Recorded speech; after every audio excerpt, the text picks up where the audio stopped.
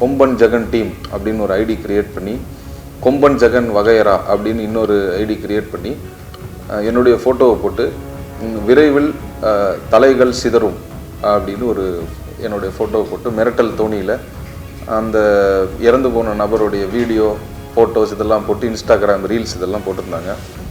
ஒரு காவல்துறை அதிகாரிக்கு இந்த மாதிரி ஒரு மிரட்டல் தோணியில் போட்டிருக்கிறாங்களே யார் இவங்கன்னு சொல்லி சோஷியல் மீடியா செல் மூலமாகவும் சைபர் கிரைம் காவல் நிலையம் மூலமாகவும் விசாரணை பண்ணோம்.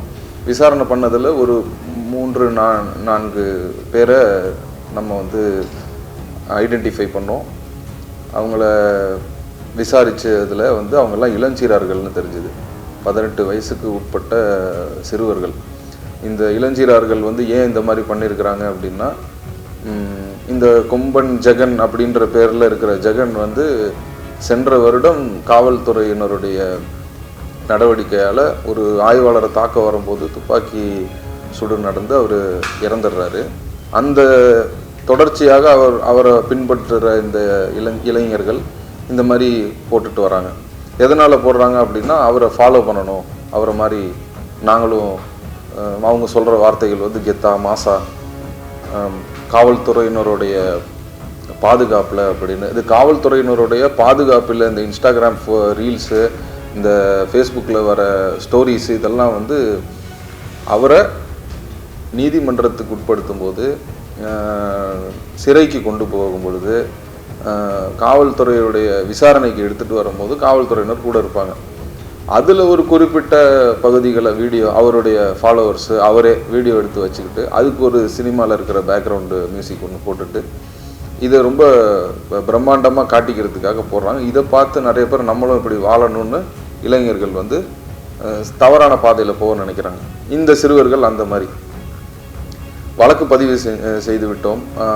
வாத்தலை காவல் நிலையத்தில் விசாரணை பண்ணதில் இந்த புரிதல் இல்லாமல், முதிர்ச்சி இல்லாமல் இந்த சிறுவர்கள் பெற்றோர்களுடைய கண்காணிப்பு இல்லாமல், குடும்பத்தின் கண்காணிப்பு இல்லாததுனால இந்த மாதிரி போட்டிருக்கிறாங்கன்னு தெரிய வந்துச்சு.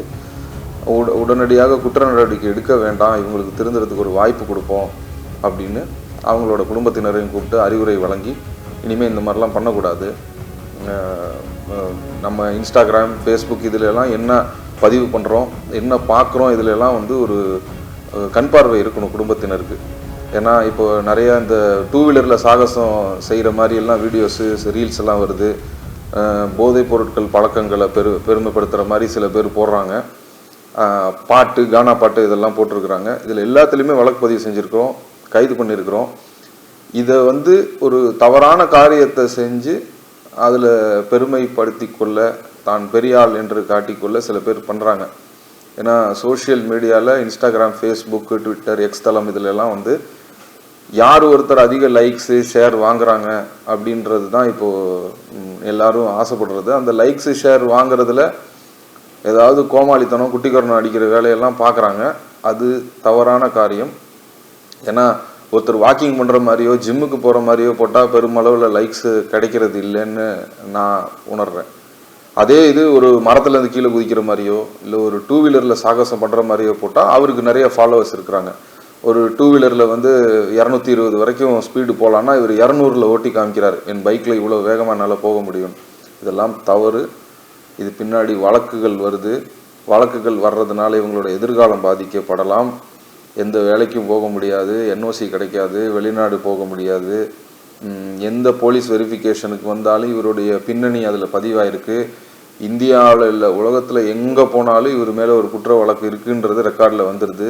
பாஸ்போர்ட் கிடைக்காது, ஈவன் அரசாங்கம் கொடுக்குற சலுகைகள் கிடைக்காது, வேலைக்கு போகும்பொழுது பிரச்சனை, கல்லூரியில் போகும்பொழுது கூட குற்றப்பின்னணி உள்ள மாணவன் அப்படின்னா அதுக்கான சரியான ஒரு காலேஜில், கல்லூரியில் இல்லை மேற்படிப்புக்கு போகும்போது இவருக்கு பிரச்சனையாக வந்து முடிகிறதுக்கு வாய்ப்பு இருக்குது.